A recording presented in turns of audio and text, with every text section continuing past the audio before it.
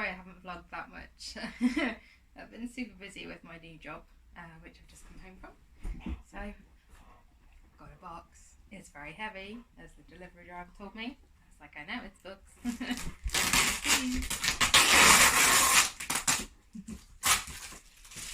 Oh, look at the sellotape.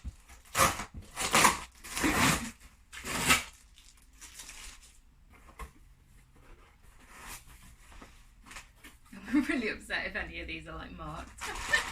Oh, on camera. Ooh. Look how pretty!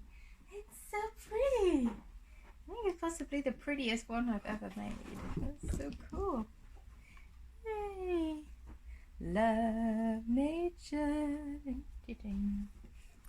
Oh, it's so lush and huge and beautiful and massive.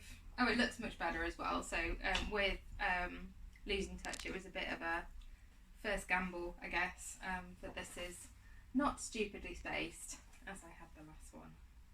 And nice, good, awesome.